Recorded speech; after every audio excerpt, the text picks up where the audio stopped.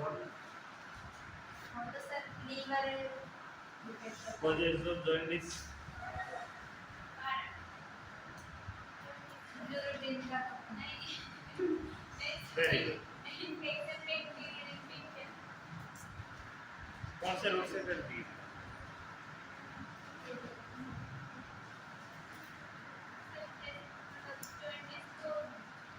ऐसे ये जैसे जात भी तो हो सकता है और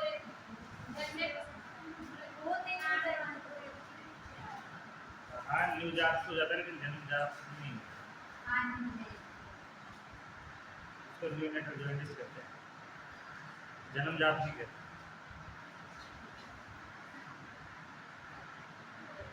चलो बेटा आगे।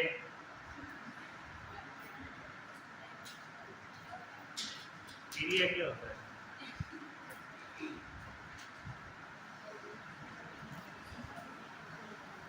पीलिया क्या है? खाने की चीज है, पहनने की चीज है? हैं? खाने की।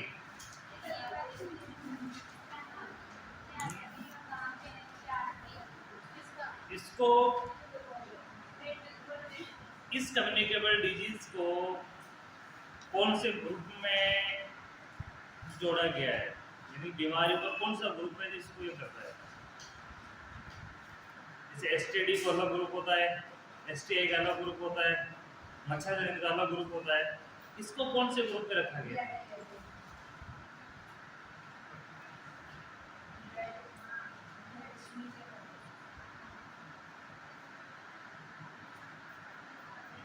आगे जॉइंटिस तुमने 2-3 बार पढ़ लिया है।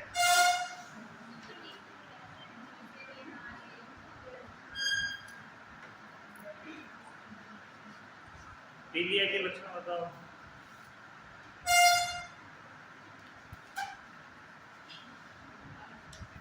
क्या लक्षण होते हैं? बॉडी काली पड़ जाती है, एनीली। चलो बैठो नीचे इधर।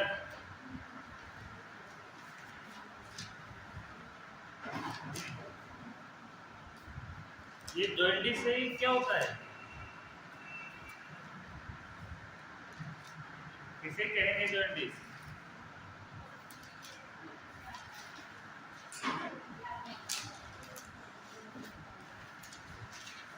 आगे जॉइंटिस सबसे ज्यादा कौन से अंग को प्रभावित करता है? अरे बातें नहीं। जॉइंटिस सबसे ज्यादा कौन से अंग को प्रभावित करता है बॉडी में?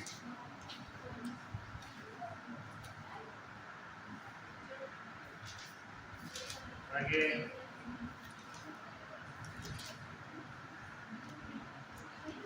जॉइंटिस अपनी बॉडी में सबसे ज्यादा कौन से अंग को प्रभावित करता है?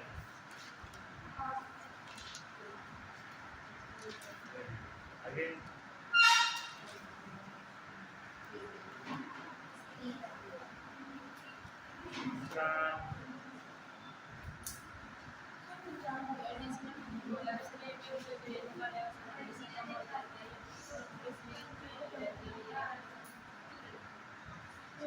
चलो बेटा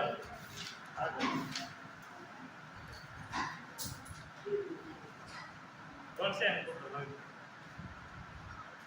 यानी कि अपनी बॉडी में जॉइंटिस हो गया है तो सबसे ज्यादा कौन से अंग को होगा जिससे अपनी बॉडी में साइन सिस्टम आएंगे? नारा जी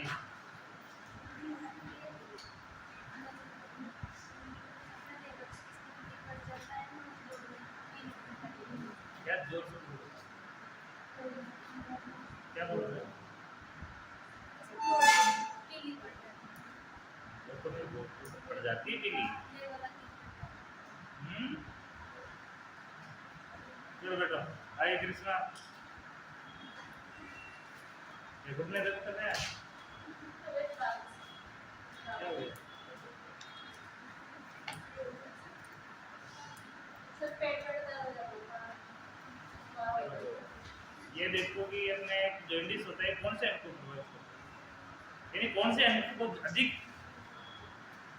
संक्रमित करता है। चलो बेटो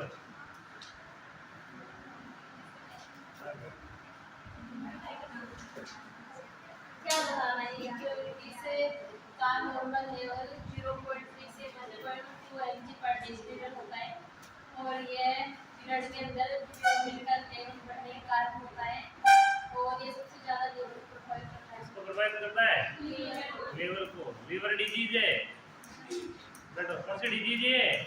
लीवर डिजीज। और लीवर डिजीज होने के कारण ही ये चयापचय क्रिया को प्रभावित करता है। कौन सी क्रिया को प्रभावित करता है? मेटाबॉलिक। चयापचय क्रिया तो आप जानते होंगे, कौन सी होती है चयापचय क्रिया बेटा?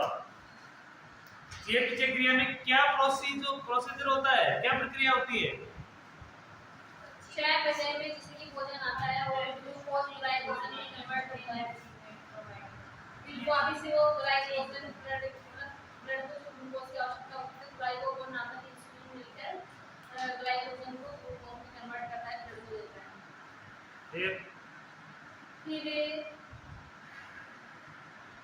फिर मतलब उसका पाचन होता है, भोजन का न्यूट्रिएंट ग्लूकोज का पाचन किसके रूप में होता है? कार्बोहाइड्रेट के रूप में। किसके रूप में होता है? कार्बोहाइड्रेट के रूप में। कार्बोहाइड्रेट अपनी बॉडी को क्या देता है? एनर्जी प्रोवाइड करता है। तो जब कार्बोहाइड्रेट बनके एनर्जी देने तक और ग्लूकोज का निर्माण होने तक के बीच की सारी प्रोसेस ये मेटाबॉलिक होती है। कौन सी प्रक्रिया है ये? मेटाबॉलिक प्रक्रिया। तो ये सारी प्रोसेस कहाँ पे होती है? लीवर के अंदर। लीवर से आमाशय में ग्लूकोज बना, ग्लूकोज निकला, ग्लूकोज के जस्ट आमाशय के जस्ट नीचे पेनक्रियाज है, तो पेनक्रियाज की बीटा सेल से वो क्या सीक्रेट कर देगी? इंसुलिन। इंसुलिन सीक्रेट होते ग्लूकोज किसमें बदल जाएगा? ग्लाइकोजन में। ग्लाइकोजन में बदलते हुए किसमें स्टोर हो जाता है? लीवर में। क्या कहाँ स्टोर हो जाता है? लीवर में। लीवर के अंदर एक गॉल ब्लैडर होता है। लीवर भी उसके अंदर से एक मिनरल छांटता है और मिनरल को क्या बोलते हैं अपन? पित्रस। उस ग्लाइकोजन में से क्या छांटता है? वो एक मिनरल छांटता है, एक मतलब चीजें छांटता है, कुछ फ्लूइड, और वो फ्लूइड किसके रूप में काम करता है? पित्रस के रूप में, जो कहाँ आके स्टोर हो जाता है? गॉल ब्लैडर में हो जाता है। वहां के स्टोर हो गया। उसके बाद ब्लड को जरूरत पड़ती है एनर्जी की। एनर्जी की जरूरत पड़ेगी तो ब्लड किससे लेगा? ब्लड लीवर से ग्लाइकोजन लेता है। ग्लाइकोजन लेने के बाद उसमें कौन सा हार्मोन मिलाता है? ग्लाइकोगोन। कौन सा मिलाता है? ग्लाइकोगोन। ग्लाइकोगोन नामक हार्मोन उसमें मिला देता है, एक फ्लूइड उसमें मिला देता है। वो फ्लूइड उसमें मिलते ही क्या हो जाता है? ये वापस ग्लूकोज में परिवर्तित हो जाता है और ग्लूकोज ब्लड में जाने के बाद मेटाबॉलिक हो जाता है। इसकी यानी कि पाचन क्रिया स्टार्ट हो जाती है। पाचन क्रिया किसके रूप में होती है? कार्बोहाइड्रेट के रूप में। किसके रूप में होती है? कार्बोहाइड्रेट के रूप में। कार्बोहाइड्रेट के रूप में होते हैं बॉडी के टिश्यू तक क्या पहुंच जाती है? एनर्जी पहुंच जाती है। ये एक प्रोसेस है और इसी में होने वाली एक बीमारी होती है, इसको बोलते हैं मेटाबॉलिक डिजीज, यानी कि मधुमेह रोग। मधुमेह रोग में एक ही प्रॉब्लम होती है कि वह इंसुलिन नहीं बनता, तो यानी कि स्टोर भी क्या होता है? ग्लाइकोजन की जगह ग्लूकोज ही स्टोर होता है। तो ब्लड में भी क्या मिलेगा? ग्लूकोज ही मिलेगा। इसलिए ब्लड में किसकी मात्रा बढ़ जाएगी? ग्लूकोज की मात्रा बढ़ जाएगी। ग्लूकोज की मात्रा बढ़ेगी तो ऑटोमेटिक डायबिटीज हो गया। ये सिस्टम होता है। जॉइंटिस कौन से अंग को प्रभावित करता है सबसे ज्यादा? लीवर को। लीवर की बीमारी दूसरी किस मार्ग से फैलती है? ये फैलती ओरल फीको रूट से। कौन से रूट से फैलती है? ओरल फीको रूट से। मल से मुंह तक। ओरल फीको रूट का क्या होता है?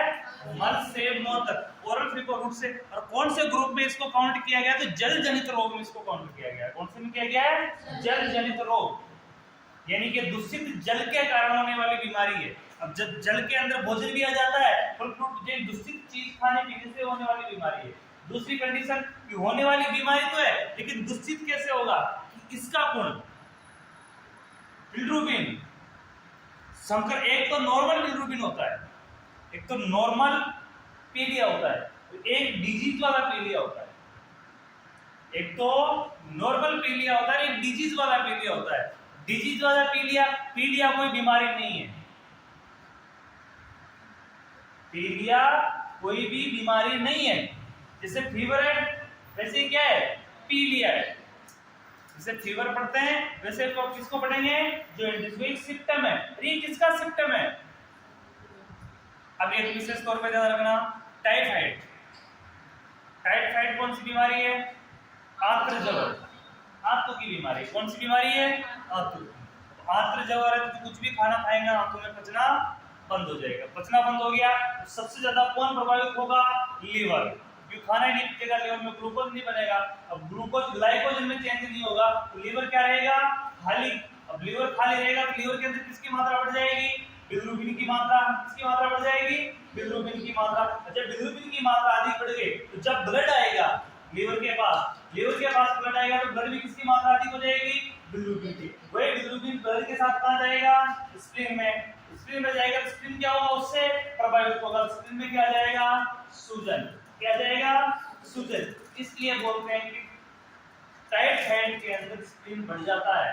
क्या हो जाता है? बढ़ जाता है। स्प्लीन बढ़ता है टाइफाइड के अंदर, लक्षण है उसका, वो इसीलिए बनता है क्योंकि प्रोसेस लंबी हो जाती है पूरी। अब दूसरी की बिलिरुबिन ब्लड में अधिक हो गया तो ब्लड का रंग कैसा हो जाएगा? येलो। कैसा हो जाएगा? पीला। तो स्किन का रंग भी कैसा हो जाएगा? पीला। अपनी आंखों का रंग जहां जहां ब्लड की ज्यादा उपस्थिति है वो इससे कैसे लगने लगेंगे अपन को? पीला। नाखून का लाल होना किसकी उपस्थिति दर्शाता है? ब्लड की उपस्थिति दर्शाता है। पाम का लाल होना किसकी उपस्थिति दर्शा रहा है? ब्लड की। मेरे पैरों का लाल होना किसकी उपस्थिति दर्शा रहा है? ब्लड की।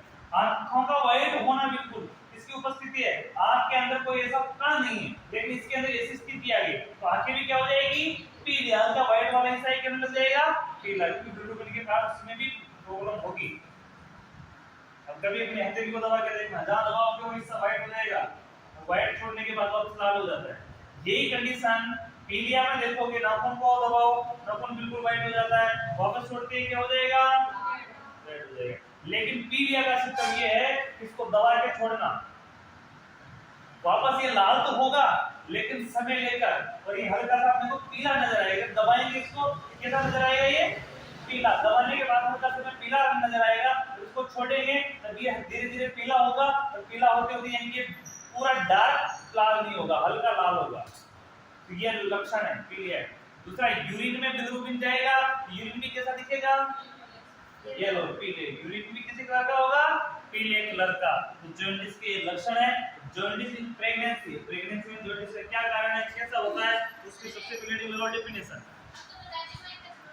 वो अब तो मैं लिखा ही रहा हूं, पूरा लिखूंगा। ठीक है? ये 0.3 से 1.2। हां, 0.3 से 1.2। वैसे अब 2 तक भी नॉर्मली होता है।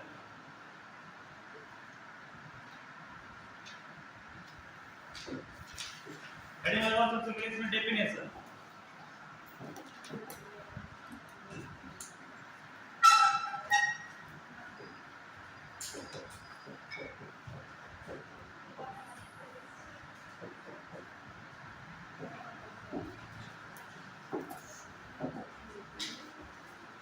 इसकी definition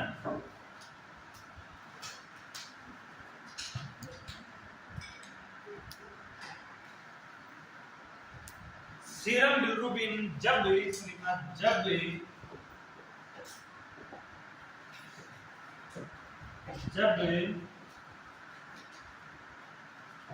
serum bilirubin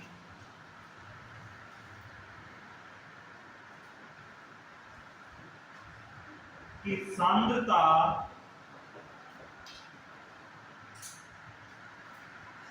serum bilirubin की सांद्रता 2 mg पर डेसीलीटर DL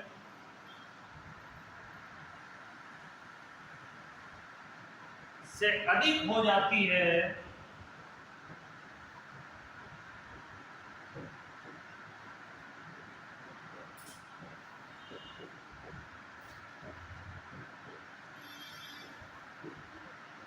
mg पर डेसीलीटर DL से अधिक हो जाती है, जिसके परिणाम स्वरूप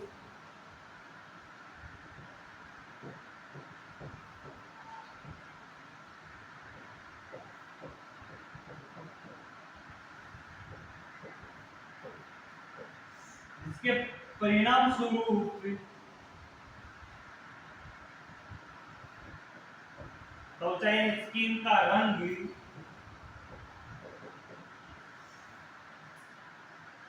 स्किन का रंग पीला हो जाता है।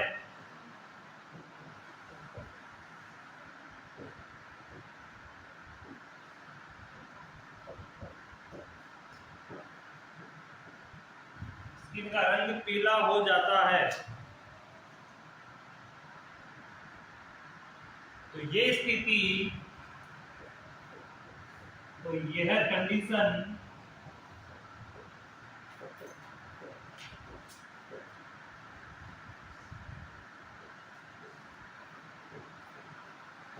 जॉन्डिस कहलाती है।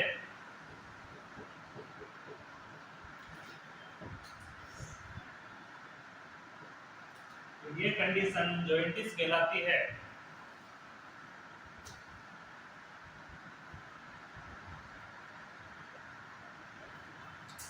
हिंदी में क्या कहेंगे इसको? पीलिया।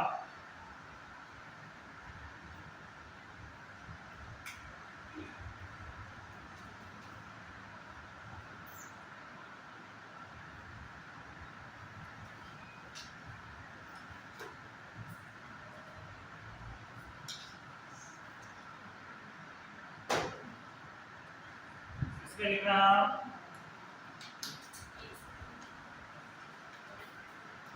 कितना बढ़ रहा है? 2 mg पर डेसीलीटर यानी DL से अधिक हो जाता है, जिसके परिणाम स्वरूप त्वचा का रंग क्या हो जाता है? पीला। फिर भी अपन नोट लगा के लिखते हैं,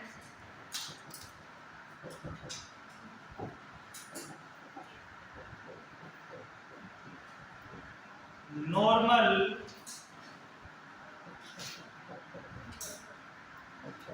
बिलिरुबिन लेवल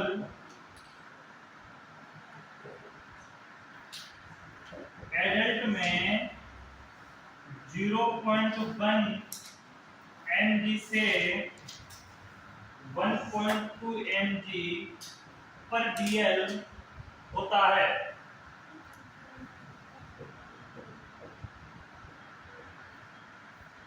यानी कि 0.1 तक भी नॉर्मल है तो ये सामान्य है, और 1.2 तक सामान्य है। फिर भी इसको 2 तक भी सामान्य मानते हैं, लेकिन 2 से अधिक हो जाता है तो क्या बढ़ जाता है? अधिक हो जाता है, तो उससे स्किन पीली हो जाती है।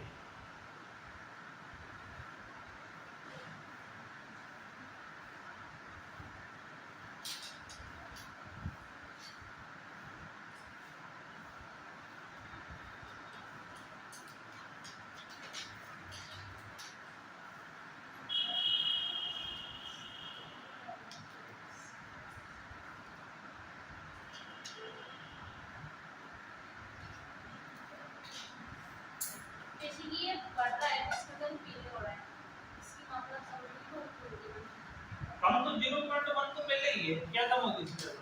ये नहीं भी होता है तो चलता है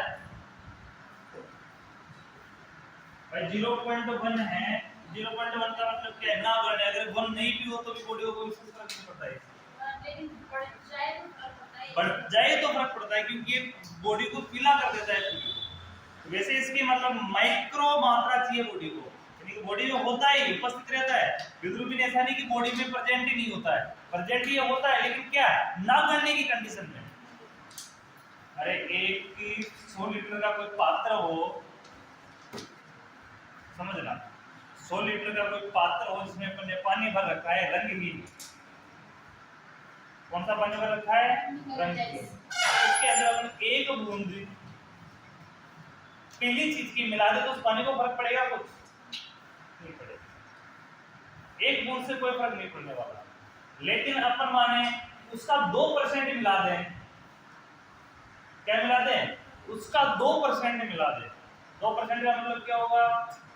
100 लीटर पानी का 2 लीटर। 2% का मतलब क्या होगा? 100 लीटर पानी में 2 लीटर दूसरी चीज मिलाना। उस पानी का रंग कैसा हो जाएगा? पीले कलर का हो जाएगा, क्योंकि उसकी मात्रा बढ़ चुकी है। जबकि पानी की क्वांटिटी ज्यादा है, अपने डाला कम है, उसका 2% ही डाला है, यानी कि 2 mg पर DL का डेसीलीटर के हिसाब से डाला है। लेकिन 100 लीटर की अपेक्षा डेसीलीटर में 2 mg का मतलब क्या हो गया 2%, 2% का मतलब क्या हो गया लगभग 2 लीटर। और उसमें 2 लीटर छोड़ो, अगर आप इसमें 200 ग्राम भी डालते हो, 200 ग्राम भी डालते हो तो भी कितना हो जाएगा, वो बहुत ज्यादा हो जाएगा उसके लिए। अब अपनी पूरी बॉडी में कितना फ्लूइड है,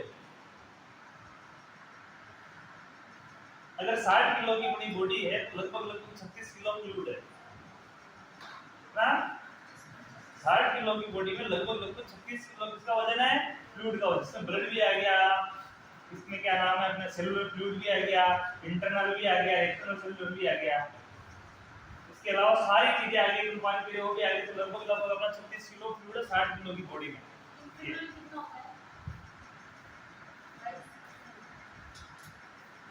इंटरनल होता है 38%, एक्सटर्नल होता है 22%, टोटल 60%।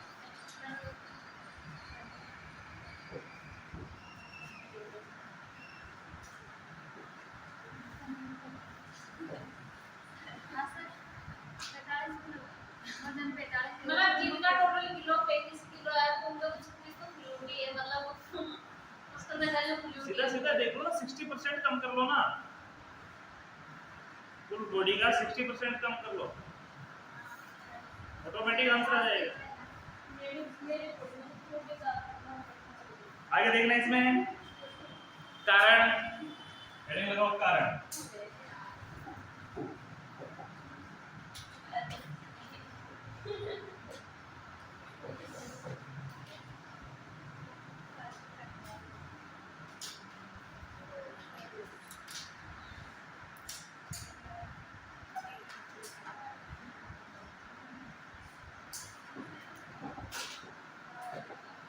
कारण में लिखना फर्स्ट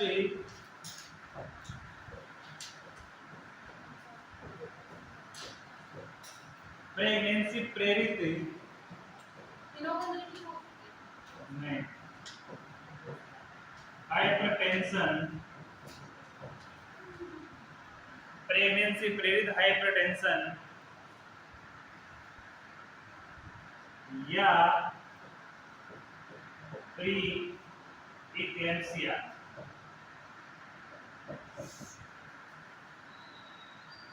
यदि प्रेगनेंसी के दौरान हाइपरटेंशन होगी तो उसको किस नाम से जानेंगे अपन, प्री इक्लेम्सिया के नाम। अगर ये हाइपरटेंशन सीवियर हो जाती है किसके नाम से जानेंगे, इक्लेम्सिया के नाम। किसके नाम से जानेंगे, इक्लेम्सिया के नाम। इसके अलावा इसका दूसरा गुण क्या है इक्लेम्सिया का, हाइपरटेंशन के साथ साथ इसमें क्या होता है, प्रोटीन्यूरिया। क्या होता है इसमें, proteinuria. Second infection,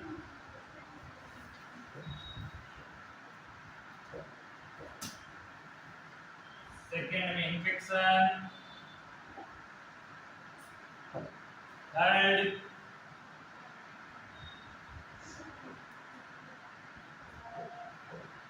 eclampsia,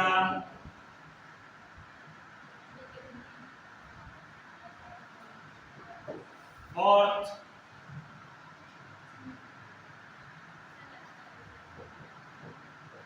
liver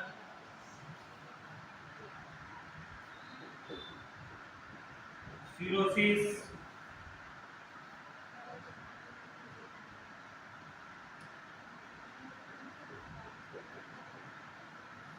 liver का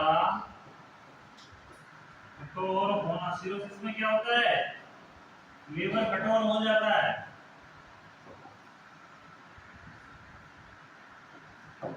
पांचवा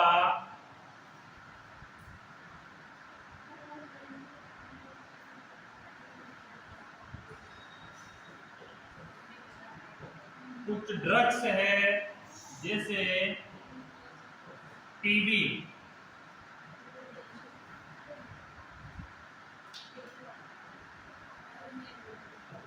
टीबी ड्रग्स, अरे बातें नहीं, टीबी ड्रग्स। तो टीबी में कौन से ड्रग्स उपयोग में लिए जाते हैं, डोज थेरेपी। कौन सी थेरेपी, डोज थेरेपी। उसकी वजह से भी डोज थेरेपी में बहुत सी इस प्रकार की दवाइयां हैं जिनके साइड इफेक्ट की वजह से उनके कलर से यूरिन बिल्कुल लाल आता है, पीला ही नहीं, गहरा पीला लाल जैसा आता है।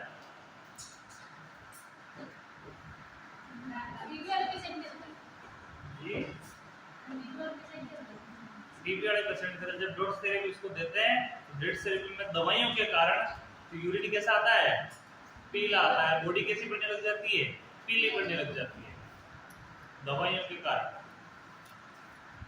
मतलब ये इसका सिम्टम नहीं बस वो दवाइयों के कारण है, हाँ पीलिया तो पीलिया है, बॉडी तो पीली पड़ती है दवाइयों से भी। और ये जैसे ड्रग्स की जाता है ये उससे यूरिन को पीला है क्या ड्रग्स से ये में ज्यादा ड्रग्स नहीं, ड्रग्स से एग्जांपल में दिया हुआ है टीबी ड्रग्स। टीबी ड्रग्स में डोज थेरेपी होती है, जैसे रिफाम्पासिन वगैरह, जो रिफाम्पासिन ही मेन होती है उसके अंदर, वो उसके साइड इफेक्ट है तो जी घबराना, कब्जी, जी मचलना, वोमिटिंग और यूरिन का पीला हो जाना, ये सारे सिम्टम।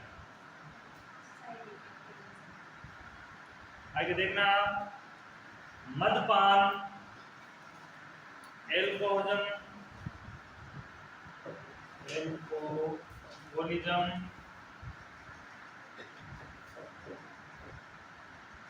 एल्कोहलिज्म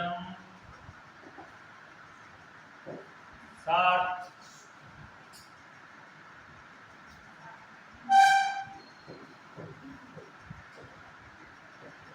हाइपरइमेसिस ग्रेविडम, हाइपरइमेसिस क्या हो गया भाई,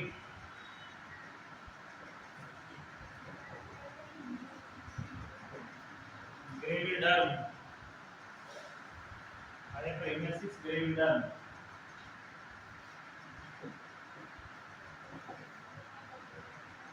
eight so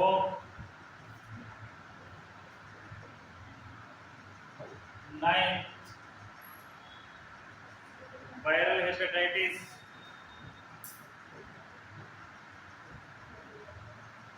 viral hepatitis,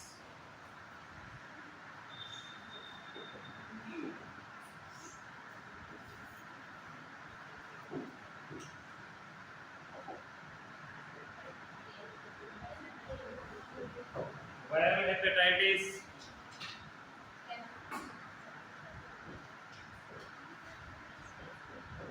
last का मलेरिया, मलेरिया, ये सारे किसके कारण हैं, जॉइंटिस के। कौन कौन से,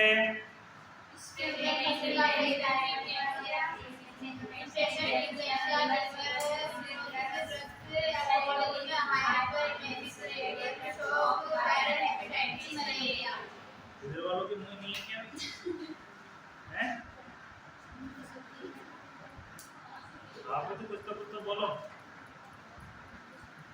और कुछ नहीं तो पढ़ के सुना दो। आगे देखना, डायग्नोसिस,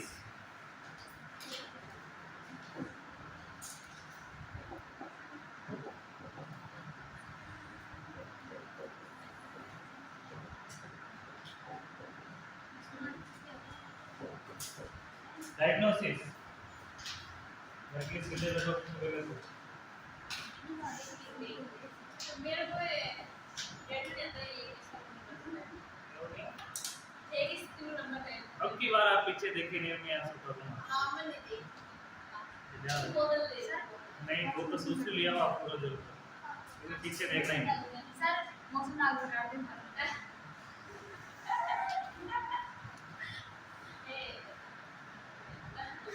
बातें नहीं, आगे देखना, history collection,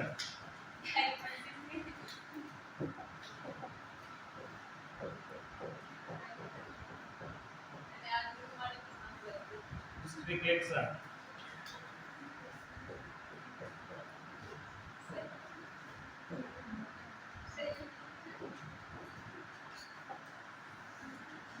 history collection, history collection जानते हो, पेशेंट हिस्ट्री देना फिर पूरा साइन हो रहा था physical examination,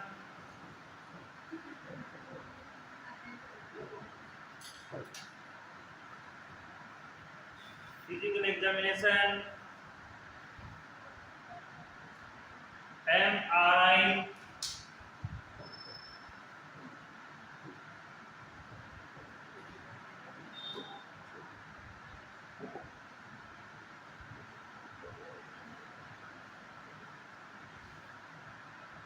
photosynthesis,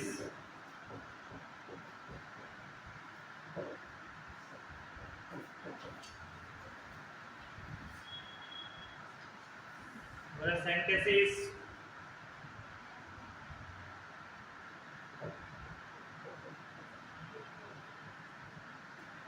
liver biopsy,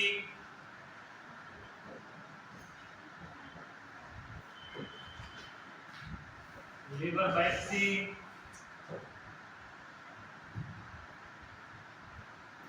LFT, क्या होता है LFT? Liver function test. बिल्कुल।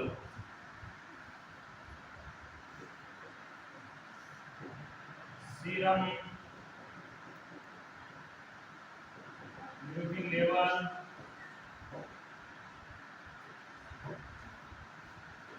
राजस्थान की बहुत आवाज आ रही है। Blood examination,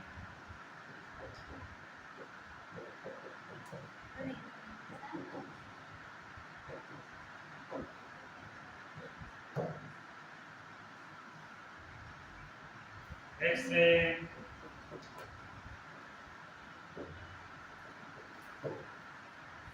10th number USG.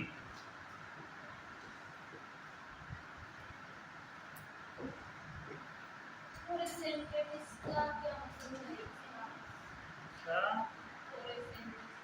फ्लोरोसेंटेसिस का मतलब होता है इसके अंदर एक विशेष प्रकार के, इसका मैं नोट लिखा था मैं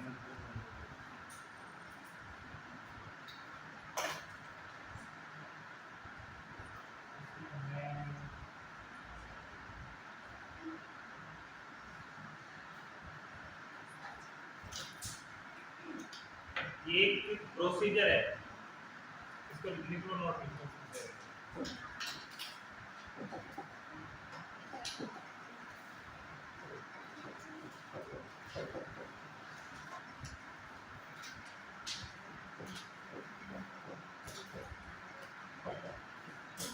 फोटोसिंथेसिस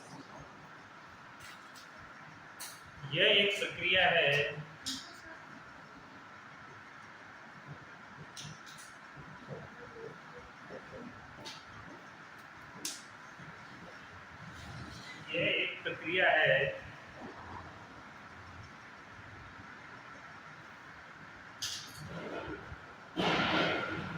जिसमें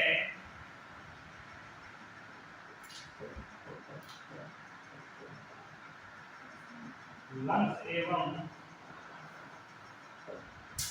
चेस्ट, लंग्स एवं चेस्ट की दीवारों के बीच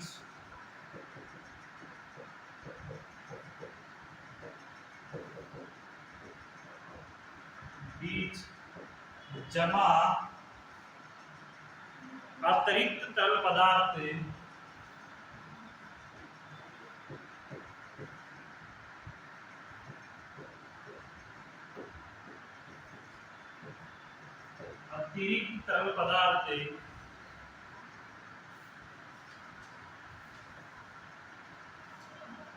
को रात को सुई या कैथेटर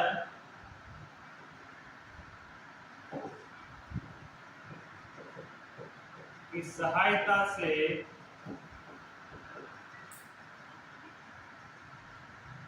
बाहर निकाला जाता है।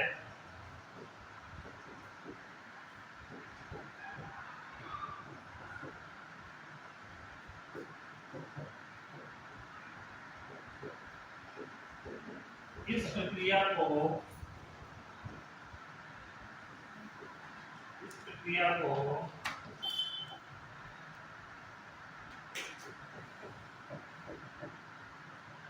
फोटोसिंथेसिस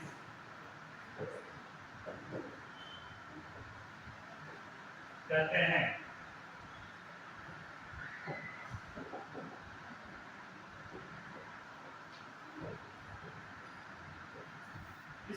प्रक्रिया को फ्लोरेसेंटेसिस कहते हैं। इसमें से जो निकालेगा फ्लूइड, वो फ्लूइड एक अतिरिक्त फ्लूइड को बाहर निकाल के हटा दिया जाता है, दूसरा वो बढ़ रहा है तो उसका भी एग्जामिनेशन किया जाता है, फ्लूइड का परीक्षण किया जाता है।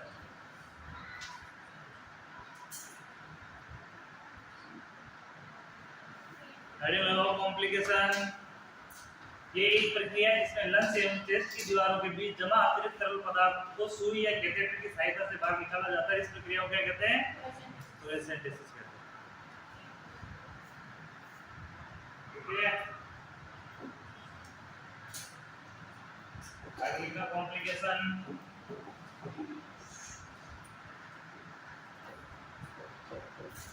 सर कभी तो यहाँ पेट में बाहर आता है ना कि ये क्या पेट में पानी भर जाता है, कोई कंडीशन नहीं। पेट में पानी नहीं भरता, लीवर में भरता है। सर कोई अभी सर ऐसे देखा है हमने कि आप लोग कितना लगाते हैं पानी अंदर के ऊपर तो ये ना सर गंदा गंदा सा रेड रेड का पानी आता है। एक चीज इसको ध्यान रखना कि पानी या तो लंग्स में होता है या फिर लीवर में होता है। इसके अलावा पेट पूर्ण रूप से 9 मीटर लंबी ट्यूब है, इसमें पानी जमने का कोई स्थान ही नहीं है। अपना पेट है ना, पेट के अंदर गठान बन सकती है किसी भी चीज की, गठान में फ्लूइड जम सकता है, लेकिन ऑर्गन में नहीं बन सकता है क्योंकि वो एक मुंह से लेकर एनएस तक की पूरी ट्यूब है। उसकी टोटल लंबाई कितनी है? 9 मीटर। उसके अंदर ऐसा कोई स्थान ही नहीं है ना फ्लूइड जमे, तो आप तो का नहीं निकालते, वो ऐसे निकालते जैसे लीवर है, लीवर में अतिरिक्त फ्लूइड बनता है और फ्लूइड बनके जमने लग गया है तो उसको क्या निकालेंगे? साइड से निकालेंगे कैथेटर की सहायता से, तो लंग्स का निकालते हैं। किसका निकालते हैं? लंग्स का। वो पेट फूलना वो अलग सिस्टम है। उसको माउथ पानी लेने से काट आपने ये कंडीशन है, पेट में जो पानी भर जाता है ना वो कंडीशन अलग है। बोलते हैं कि पेट के अंदर पानी भर गया है, तो प्रक्रिया होती है, पेट फूल जाता है, आपकी कंडीशन होती है, वो प्रक्रिया अलग है, वो बीमारी है अलग है, उसमें होता है। उसमें एक थैलीनुमा स्ट्रक्चर होती है बीमारी की, यानी कि जिससे सूजन आता है, यहाँ सूजन आके वो पकता है और पकने के बाद यहाँ पानी भर जाता है, मवाद भरते हैं उसमें, उसी प्रकार की प्रोसीजर है। वो अंदर वो चीजें पकाव ले लेती है और पकने का उसमें क्या भर जाता है? पानी भर जाता है। अधिक पानी भरने का मतलब पानी नहीं होता है, फ्लूइड भर जाता है उसमें। क्या हो गया?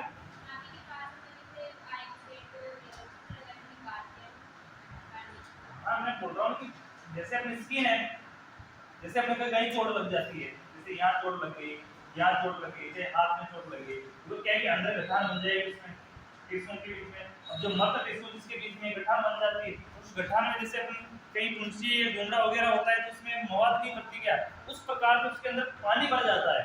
उस पानी को आंतों से थोड़ी निकाला जा रहा है, वो पेट के टिश्यू से निकाला, टिश्यू में पानी भर चुका है इसका, वो आंतों का बना पानी है। अगर आंतों में पानी भर जाएगा तो आंतों में पानी, कैंसर होते तब भी नहीं भरता है, आंतों में पानी नहीं भरता है, क्योंकि जब कैंसर की कंडीशन होती है, आंतों में कैंसर अल्सर हो जाते हैं, बहुत गठान हो जाती है, तो समस्या जब होती है पानी नहीं भरता। अगर आंतों में पानी भर गया तो फिर पाचन क्रिया संबंधी प्रोसीजर सारा ही बंद हो जाएगा। अगर आंत संबंधी अवरुद्ध हो जाता है आंतों में, लेकिन आंतों में पानी भर गया है, एक तरह से आंतों का पानी कहाँ जाता है? आपको ये पता होगा कि आंतों में से स्पेशन होता है, आंतों में सिक्रेशन भी होगा और आंतों से ऑब्जर्वेशन भी होता है, सक्शन भी होता है। अब आंतों में जो पानी भरेगा वो पानी कहाँ जाएगा? फिर ब्लड में जाएगा, इन्फेक्शन कहाँ मिलेगा? ब्लड में मिलेगा। व्यक्ति को तो ल्यूकेमिया भी तो हो सकता है, तो वो अलग। टिश्यू के मध्य पानी भर जाता है, पेट के जो एब्डोमिनल टिश्यू है उनके मध्य पानी भर जाता है, जिसमें टिश्यू क्या हो जाते हैं? स्किन फूल जाती है, तो टिश्यू का पानी निकाला जाता है। इसमें कॉम्प्लिकेशन में लिखना, पहला कॉम्प्लिकेशन है abortion.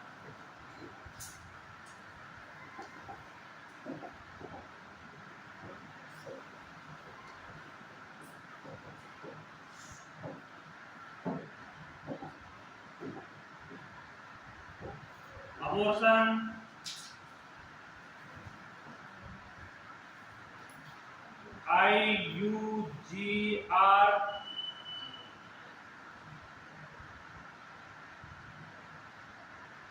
IUD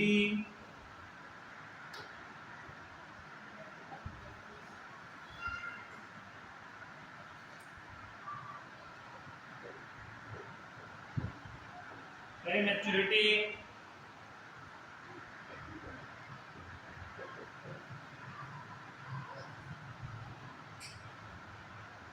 prematurity,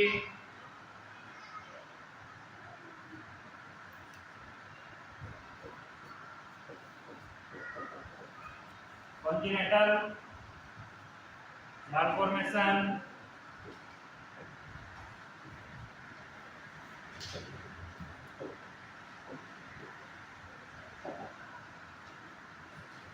natural malformation, PPH,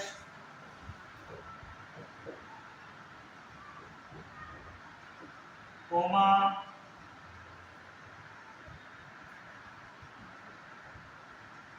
last liver failure.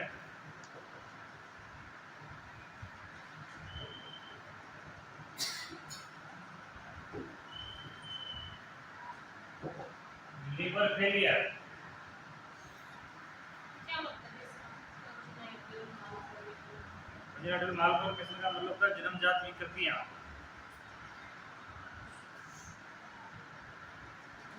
जन्मजात विकृतियां,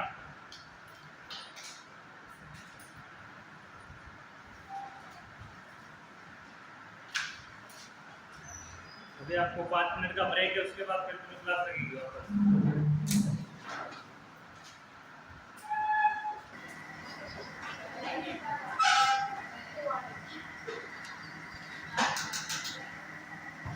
उसके बाद पढ़ रहे थे अपने मैनेजमेंट का, डायग्नोसिस हो गए, कॉम्प्लिकेशन हो गए, मेडिकल मैनेजमेंट।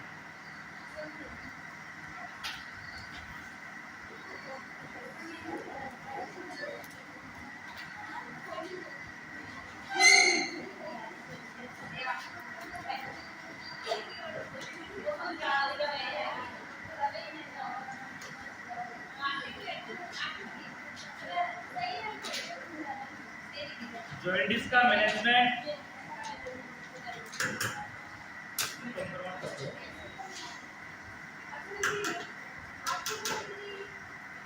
अरे आगे जाके करो।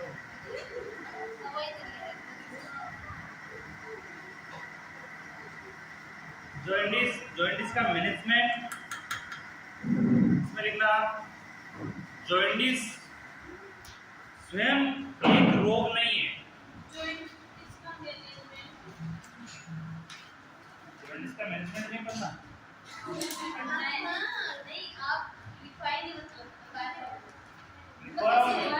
हेडिंग ही लगवा देना मैनेजमेंट।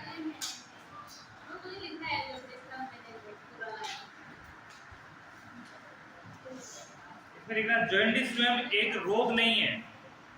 जॉइंटिस जहाँ ध्यान एक जगह नहीं होता ना, सूचना बातें जाती है, ठीक है।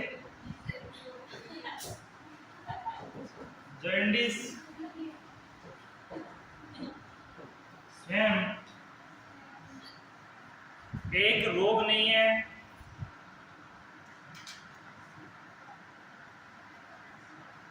लेकिन ये रोग का लक्षण है। लेकिन ये रोग का लक्षण है।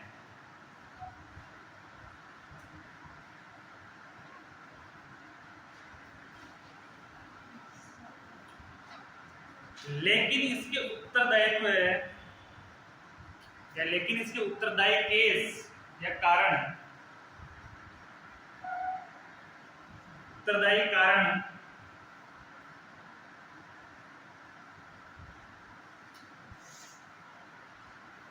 का शीघ्र पता लगाना चाहिए। इसके उत्तरदायी कारण का शीघ्र पता लगाना चाहिए।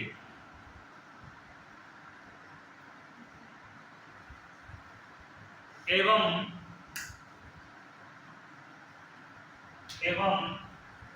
उचित उपचार किया जाना चाहिए। एवं उचित उपचार किया जाना चाहिए। तो इनका पहला पॉइंट पढ़ा अपन ने मैनेजमेंट का, तो पहले पॉइंट में क्या लिखा?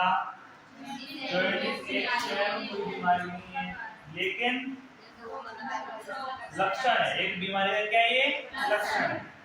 लक्षण के साथ साथ आगे अगली लाइन क्या पढ़ी अपन ने, इसका उत्तरदायी जो कारण है, इसके उत्तरदायी जो कारण है उसका शीघ्रता से पता लगाकर क्या करना चाहिए, उचित ट्रीटमेंट करना चाहिए। अगला लाइन लिखना सेकंड,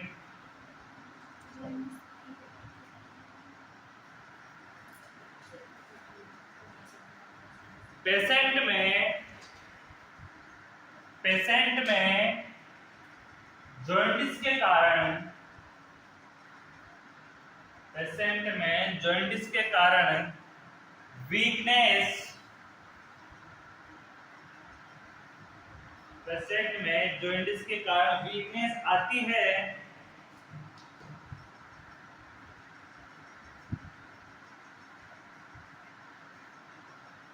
इसलिए रोगी को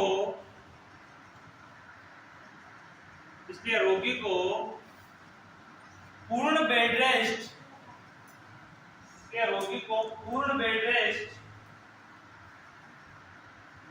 के लिए प्रोत्साहित करना चाहिए या प्रेरित करना चाहिए।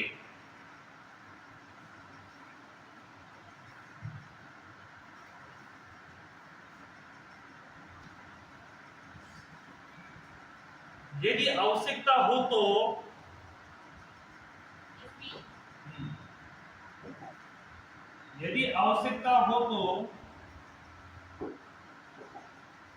पेशेंट को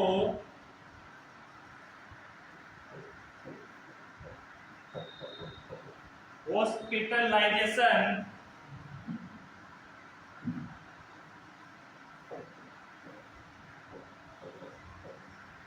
किया जाना चाहिए। हॉस्पिटलाइजेशन यानी हॉस्पिटल में एडमिट करना।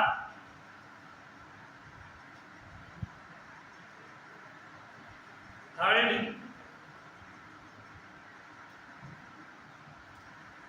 जॉइंटिस का मुख्य कारण है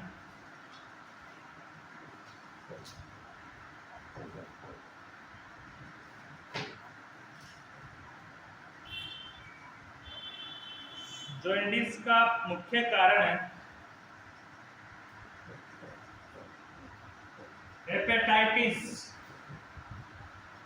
बी हो सकता है।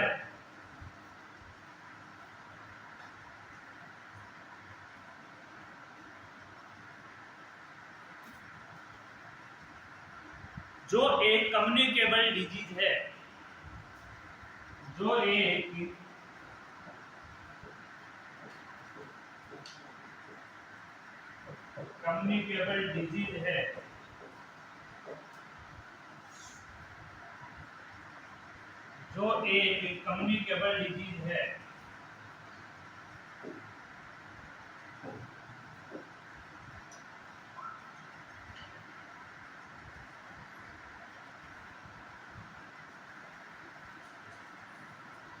जॉइंटिस के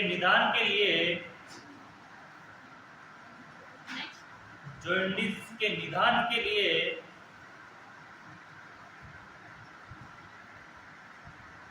सावधानी पूर्वक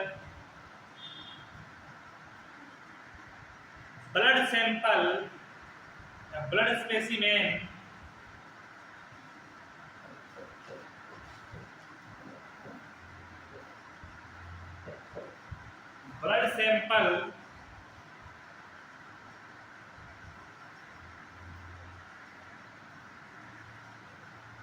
लेना चाहिए।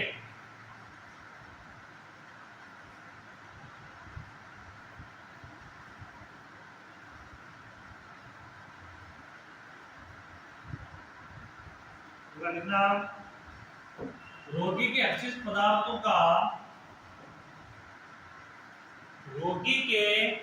अपशिष्ट पदार्थों का सही डिस्पोजल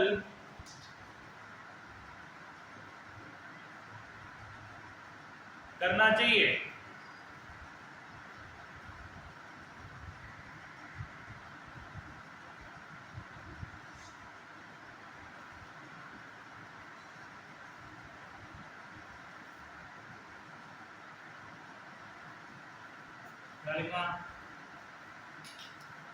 पेशेंट में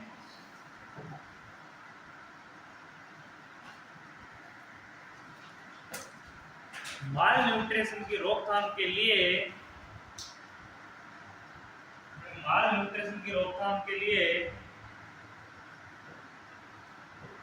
वेल न्यूट्रिशन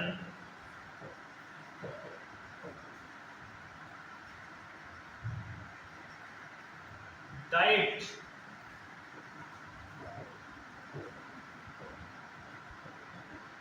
प्रोवाइड करना चाहिए।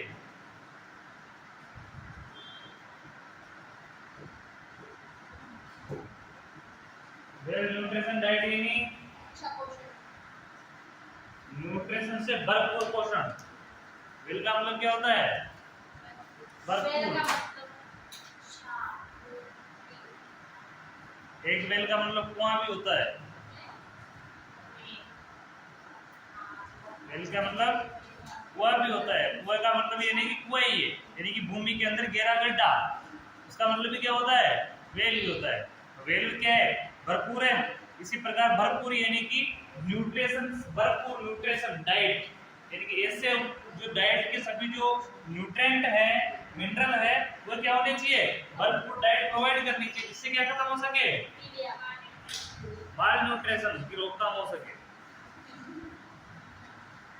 यदि आवश्यकता हो तो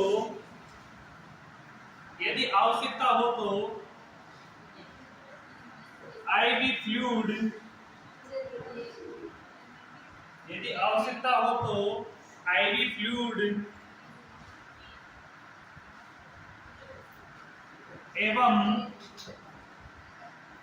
फ्लूइड एवं glucose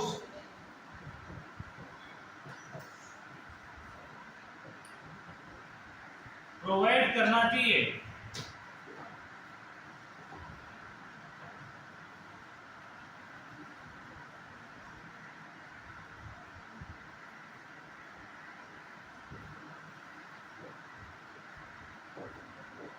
prevention of infection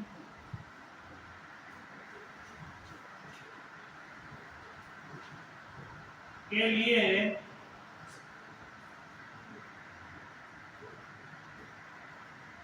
प्रोफाइलेटिक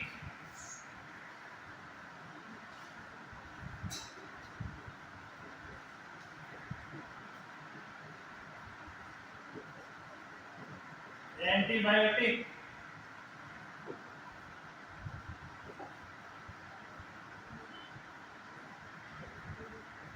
provide करना चाहिए।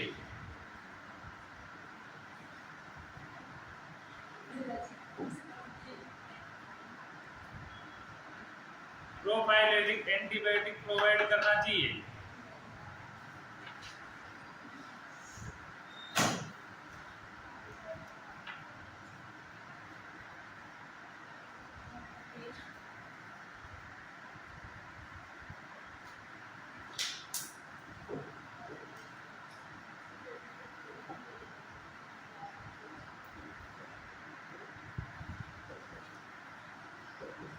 Complication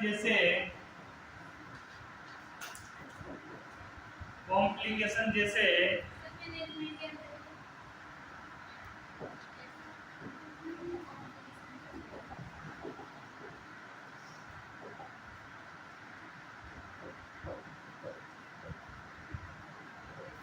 hyper kalaemia, hyper glycemia,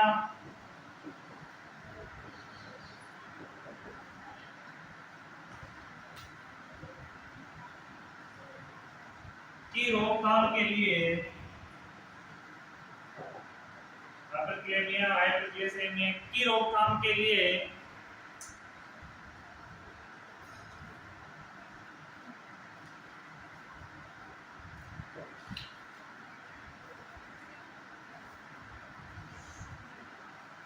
regular blood investigation करना चाहिए।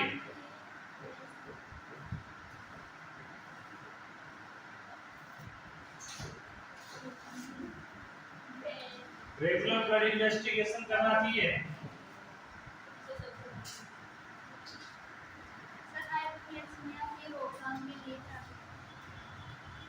रोकथाम के लिए रेगुलर ब्लड इन्वेस्टिगेशन करना चाहिए। हाइपरकैलेमिया हाइपरग्लाइसेमिया की रोकथाम के लिए रेगुलर ब्लड इन्वेस्टिगेशन करना चाहिए।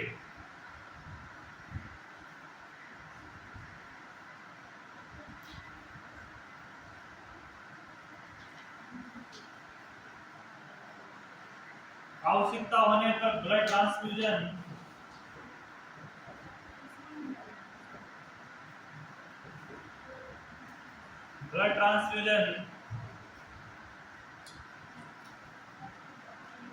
किया जाना चाहिए।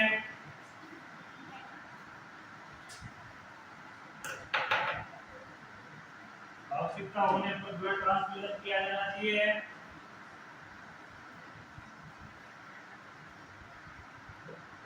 लेबर के दौरान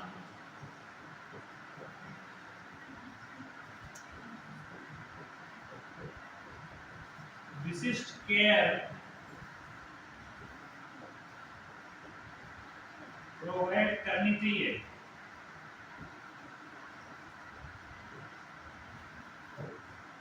विशिष्ट केयर प्रोवाइड करनी चाहिए।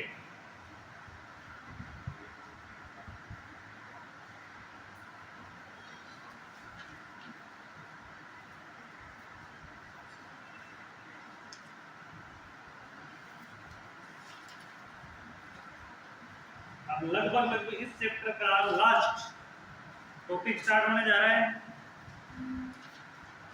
ये टॉपिक बहुत बड़ा है, इतना बड़ा ये पूरा चैप्टर ही बाकी है, इतना समझ लो आप। बिल्कुल किताब के पेज को छोड़ो। अब जो टॉपिक स्टार्ट होने जा रहा है, अरे आवाज नहीं, अब टॉपिक स्टार्ट होने जा रहा है, मिनिमम 10 पेज से कम नहीं है किताब।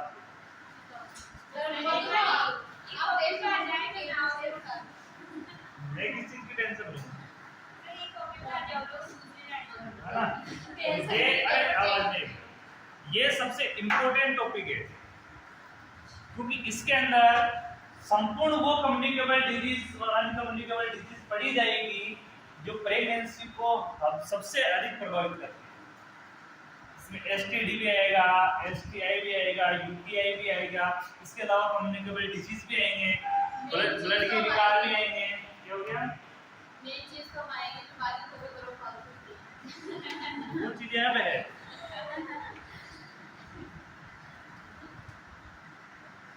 Cytomegalovirus, rubella, herpes simplex virus, syphilis, हम तो हेपेटाइटिस, पढ़ेंगे होस्टेल में पढ़ेंगे जो बच्चे को रजिस्टर को फॉर्म देगा।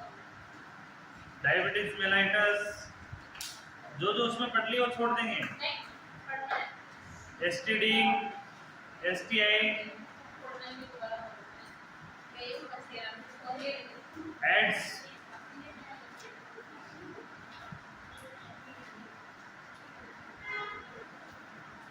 ऑब्स्ट्रक्टिव शॉक, बहुत सी चीजें आएंगी।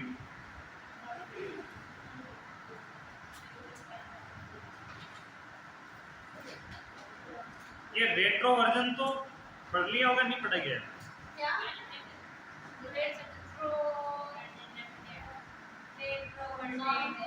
रेट्रो वर्जन यूटेरस का पीछे की ओर झुकना, एक तो आगे झुकना, एक मध्य, एक पीछे की तरफ झुकना, ये पता है क्या?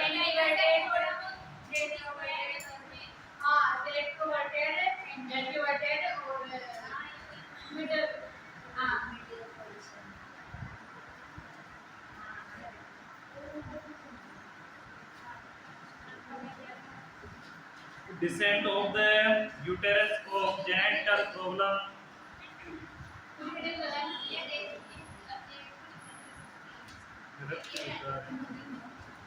चलो जो भी है रीडिंग लगाओ। Infection drug pregnancy, perinatal infection, गर्भावस्था के दौरान, गर्भावस्था के दौरान संक्रमण।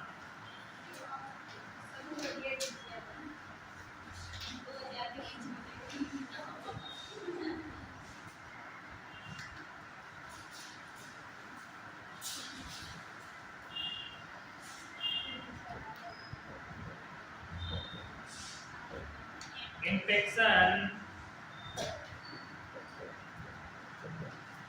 during pregnancy, infection during pregnancy,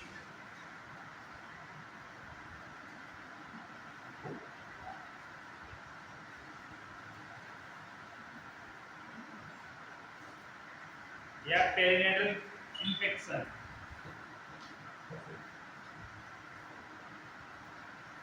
perinatal infection.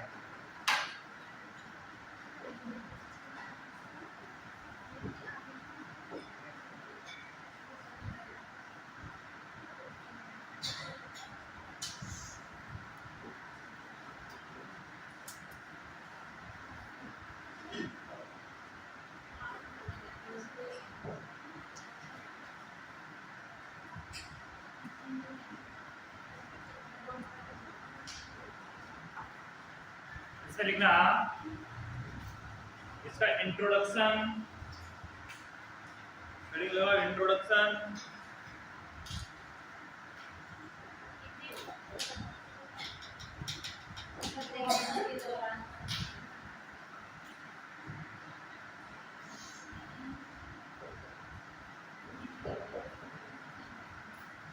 इसका परिचय,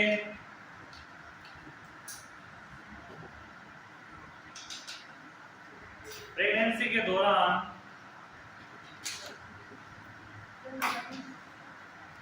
प्रेगनेंसी के दौरान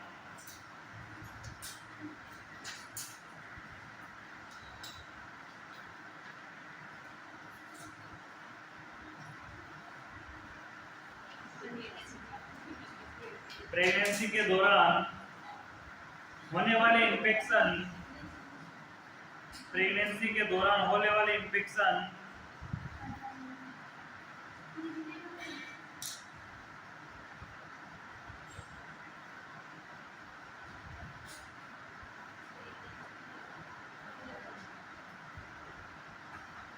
इन्फेक्शन न केवल माँ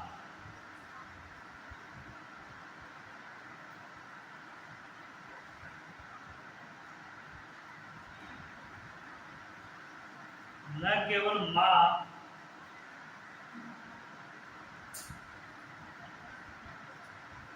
बल्कि शिशु को भी प्रभावित करते हैं।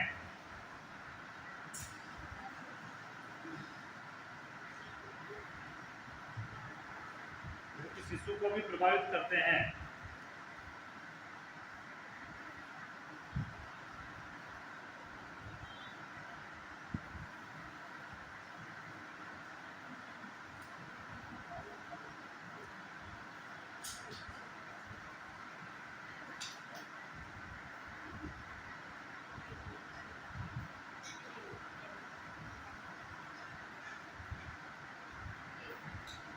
ये लगभग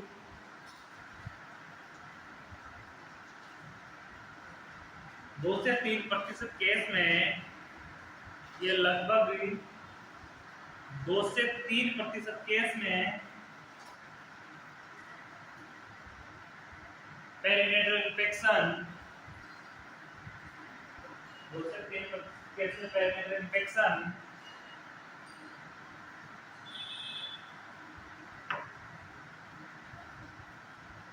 शिशु में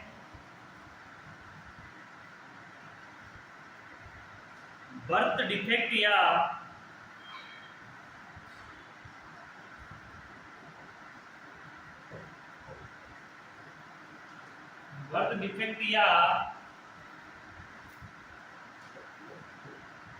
कॉन्जेनाइटल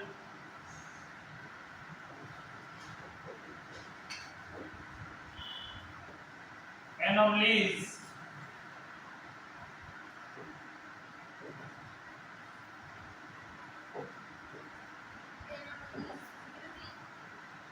उत्पत्ति का कारण होते हैं।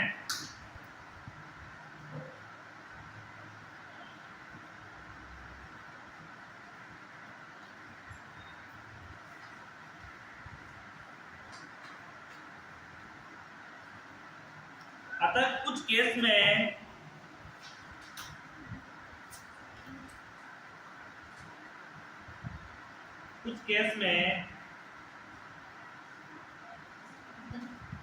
इन्फेक्शन के कारण सिजेरियन डिलीवरी की आवश्यकता रहती है।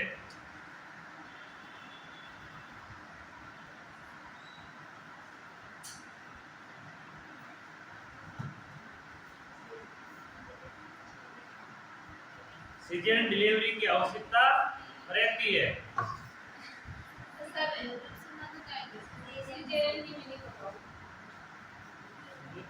इतना पीछे और नहीं कसम से इतना बात लिखी है लेकिन याद नहीं रहती है। C A E S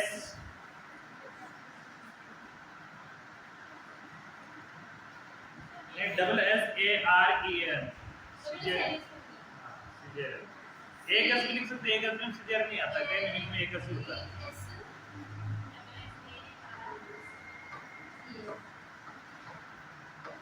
caesarean कुछ केस के कुछ मीनिंग के अंदर क्या है कि डबल ए हो जाता है, यहाँ डबल एस हो जाता है।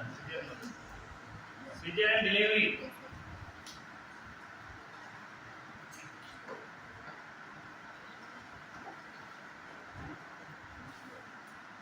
की आवश्यकता रहती है। क्या हो गया?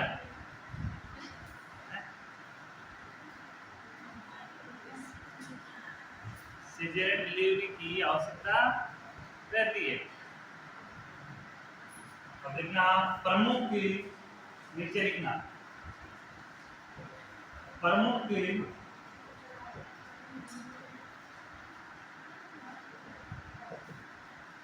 पेरिनेटल इन्फेक्शन निम्न है।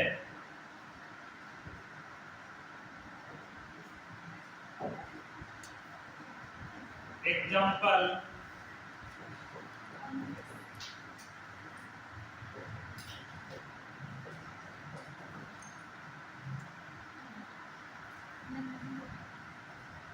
टॉक्सोप्लाज्मोसिस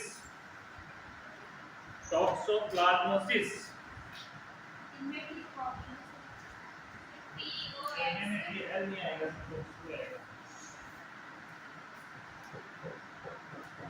टॉक्सोप्लाज्मोसिस ये कोर्स वाला ही है। वो कोर्स खाना उससे पहले ही है।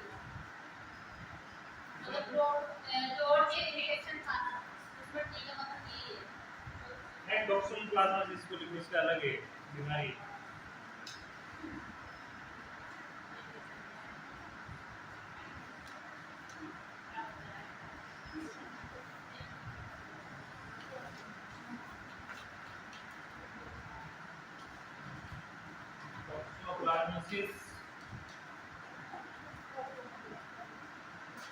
Second herpes simplex virus,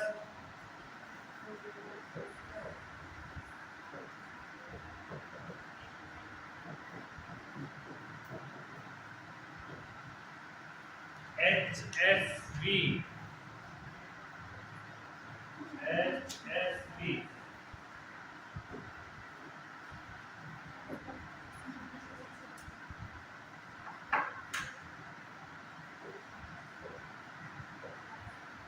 rubella infection,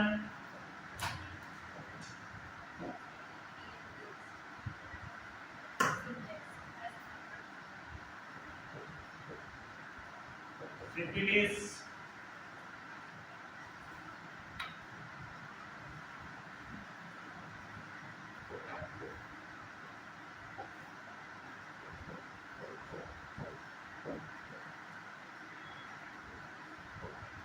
cytomegalovirus,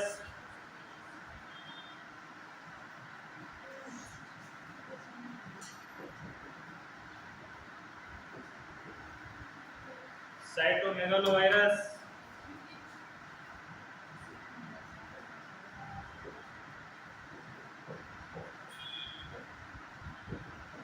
hepatitis B,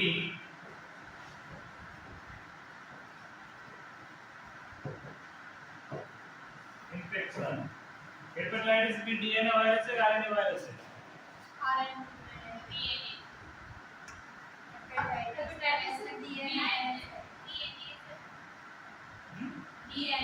DNA confirm है? ठीक है, सामने आ जाएगा अभी।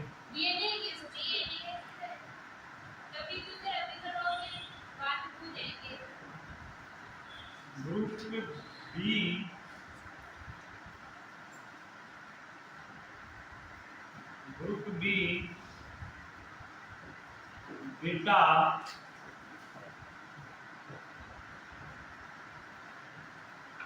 Hemolytic, group B beta haemolytic,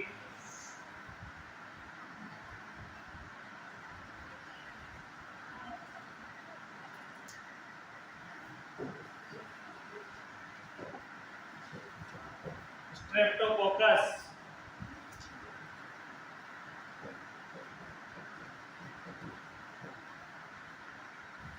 Streptococcus infection,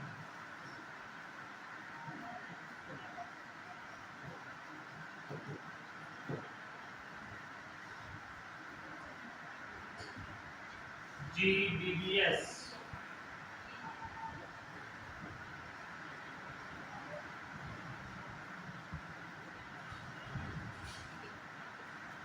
बिल्कुल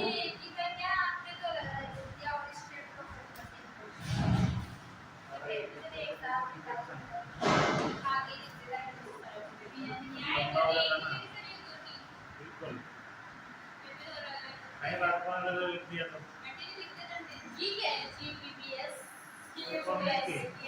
group B beta haemolytic Streptococcus.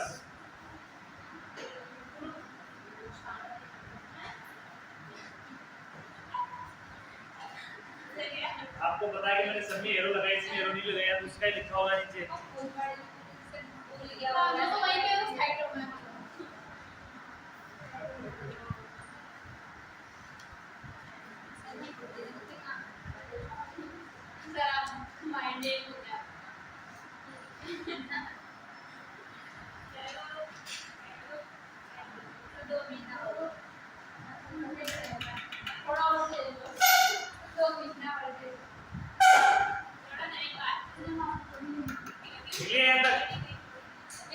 अब ये जो नाम पढ़े इनको डिटेल से पढ़ेंगे। ये जो नाम पढ़े इन नामों को किससे पढ़ेंगे? डिटेल से। तो जितने भी नाम पढ़े, इससे अधिक बीमारियां लिखनी है तो मुख्य पढ़ेंगे।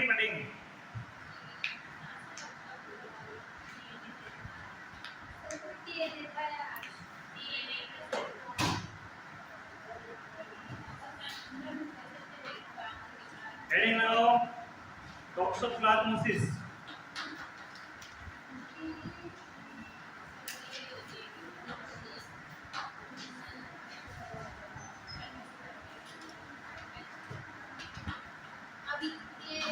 टॉक्सोप्लाज्मोसिस ये दवाओं के दौरान जो संक्रमण है, ये सारे संक्रमण के बारे में हम डिटेल से पढ़ेंगे, बीमारियां पढ़ेंगे इनकी, जैसे कौन सी, अभी तो वायरस के नाम लिखते हैं तो कौन सी बीमारी है ये संपूर्ण डिटेल से पढ़ेंगे। इसके बाद की चीजें भी पढ़ेंगे।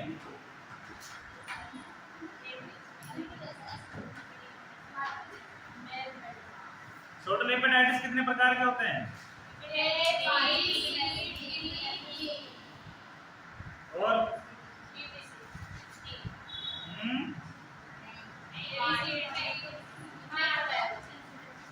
जिसके अंदर ए आरएनए वायरस का होता है और बी डीएनए वायरस का, बाकी सी डी ई ये डालते हैं। हेपेटाइटिस होते कितने हैं ये कंफर्म कर लो। हां, ये कितने होते हैं? 5 तो आता है, A B C D E. इसके अलावा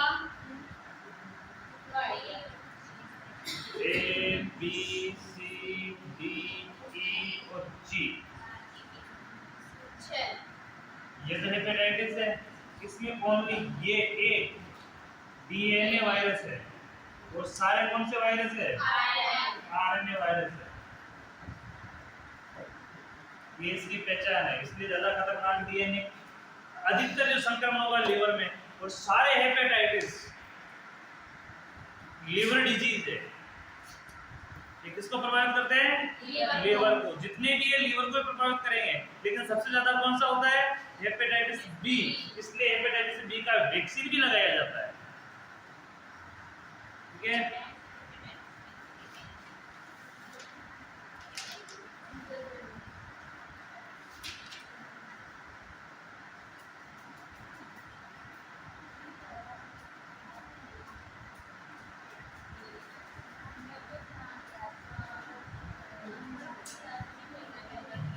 इसमें लिखना टॉक्सोप्लाज्मोसिस के अंदर हेडिंग लगा लो सारे।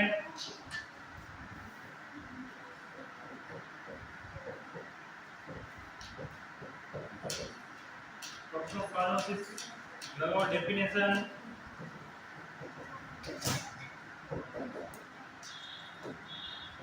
टॉक्सोप्लाज्मोसिस की लगाओ डेफिनेशन।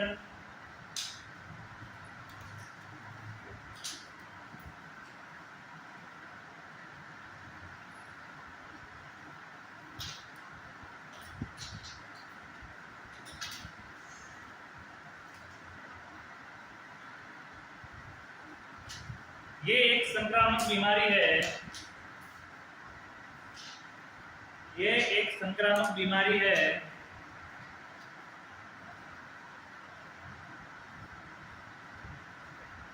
जो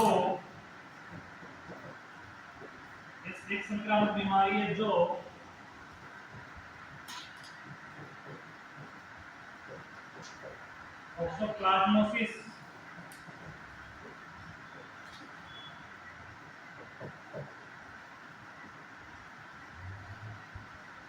टॉक्सोप्लाज्मोसिस गोंडी नामक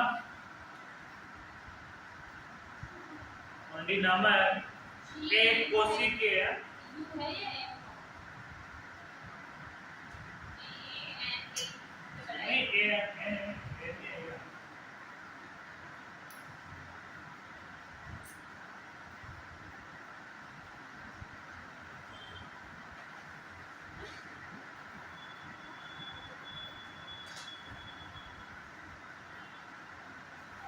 नामक एक कोशिकीय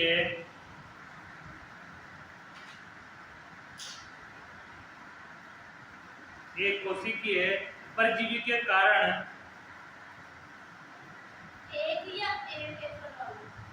एक कोशिकीय परजीवी के कारण एक कोशिकीय द्विकोशिकीय पढ़े ना, ये एक कोशिकीय परजीवी के कारण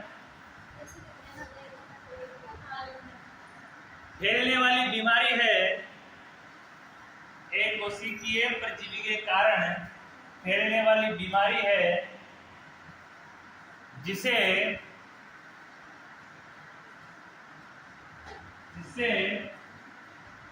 टॉक्सोप्लाज्मोसिस कहते हैं। इसे टॉक्सोप्लाज्मोसिस कहते हैं।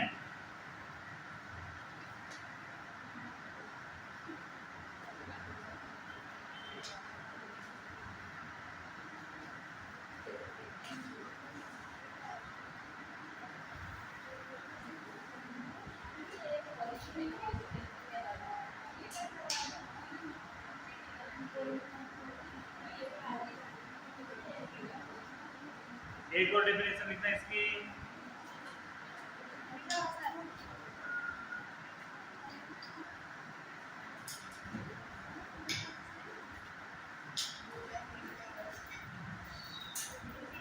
ये एक प्राणलिंगस लिखना, इसकी बुक में दी हुई वो लिखना। मतलब ये ही काफी हमें जो इजी लगती है वो भी लिखो। यह एक प्राण लिंगत संक्रमण है।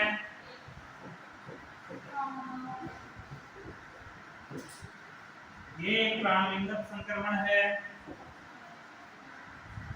दिल भी है। जो प्रोटोजोआ, प्राण लेने वाला हाँ प्राणलिंगिक संक्रमण है। जो प्रोटोजोआ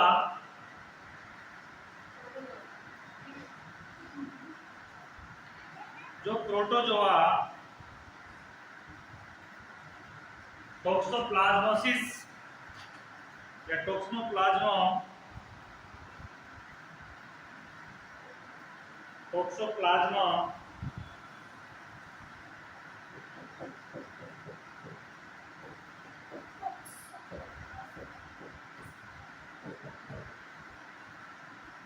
गोंडी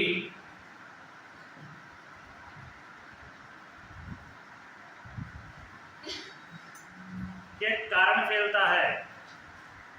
ये बातें नहीं, और ज्यादा हंसना पागल की पहचान होती है।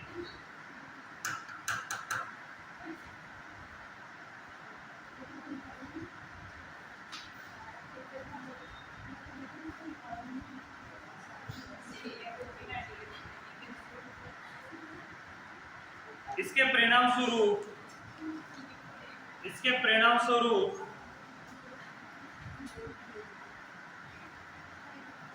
जीवन भर के लिए प्रतिरक्षा प्राप्त होती है। इसके परिणाम स्वरूप जीवन भर के लिए प्रतिरक्षा प्राप्त होती है।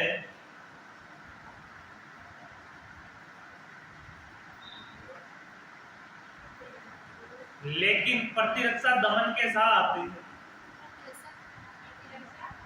प्राप्त होती है।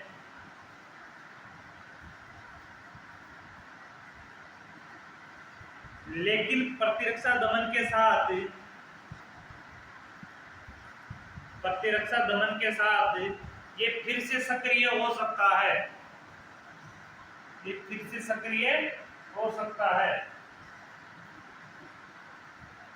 यानी कि इस प्रकार का है, जैसे छोटी माता होती है।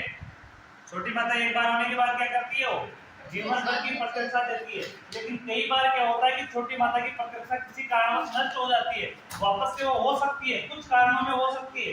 इसी प्रकार ये एक बार होने के बाद ये जीवन भर की प्रतिरक्षा देता है, लेकिन कुछ प्रतिरक्षा दमन में ये वापस भी हो सकता है।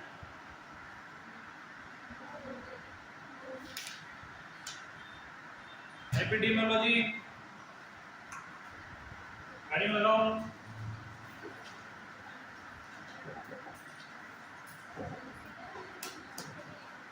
एपिडेमियोलॉजी हाँ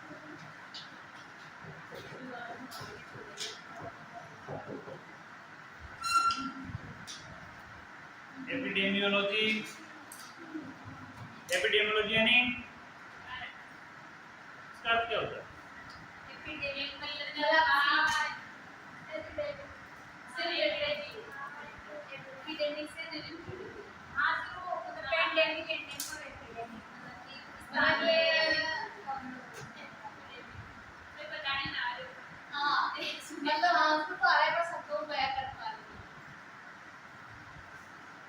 अच्छी बात। अरे महामारी विज्ञान क्या होता है इसका? महामारी विज्ञान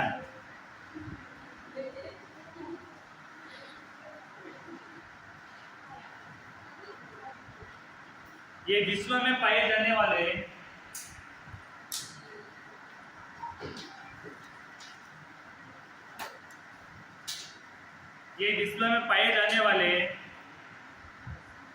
पेरीनेटल इन्फेक्शन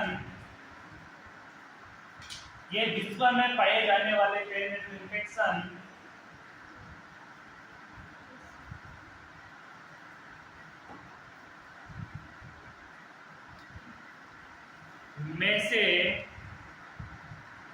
पेरिनेल इन्फेक्शन में से सबसे अधिक पाया जाने वाला संक्रमण में से एक है। सबसे अधिक पाए जाने वाले संक्रमण में से एक है, यानी कि इतना गंभीर है कि जो जितने भी एपिडेमिक के अंदर जो पाए जाते हैं ना संक्रमण, इसमें सबसे ज्यादा ये पाया जाने वाला है।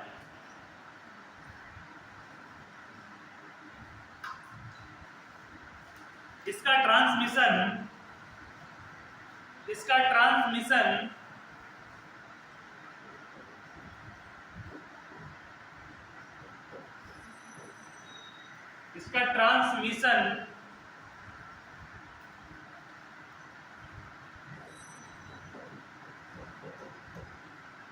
इसका ट्रांसमिशन अधपके मांस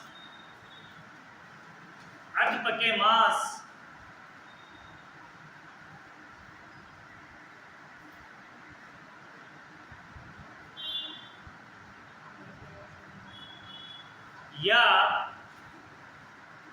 बिल्ली के झूठे दूध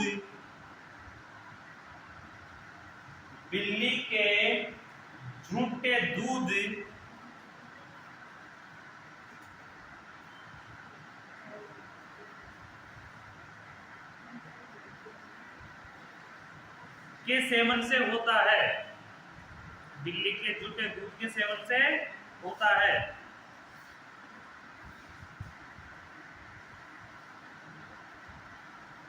एवं इसकी संभावना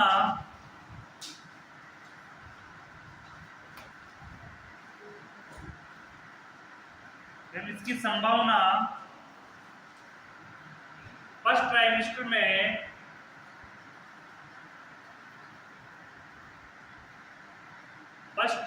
में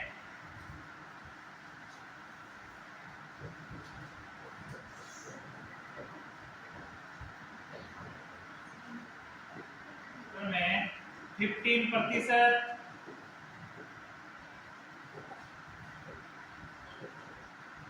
सेकेंड में 25% एवं थर्ड में 65% होती है। इन रोगों की संभावना कौन से ट्राइमेस्टर में अधिक होती है? थर्ड ट्राइमेस्टर में अधिक होती है। बीमारी किसके कारण फैल रही है? या तो अधपके मांस के सेवन से, दूसरा कि संक्रमित बिल्ली दूध को झूठा कर देती है। कई बार कर जाती है घर में भी दूध को झूठा, और अपने को पता नहीं हो, पता होते तो अपन उसको हटा देते हैं वहां से, ठीक है। लेकिन अपने को पता ना हो, पीछे से अगर अपने को कोई पता ही नहीं है, देखा नहीं बिल्ली को, अपने को कैसे पता चलेगा? लेकिन ऐसी बिल्ली जो संक्रमित है, ऐसी बिल्ली जैसे कुत्ता पहले रेबीज का संक्रमित होता है, फिर वो काटने से व्यक्ति को ट्रांसमिशन हो जाता है। क्या हो जाता है? ट्रांसमिशन हो जाता है। किसका? बीमारी का। इस प्रकार अगर ये बीमारी बिल्ली के अंदर है, उसके झूठे दूध में उसके लार के द्वारा क्या हो जाएगा? ट्रांसमिटेड हो जाएगा, जिससे उसका सेवन करने वाले को भी ये बीमारी हो जाती है। इसलिए गंभीर बीमारी है, सबसे ज्यादा होने वाली बीमारी इसके अंदर प्रेगनेंसी के अंदर, ठीक है। आगे के अपन अगली क्लास में पढ़ेंगे।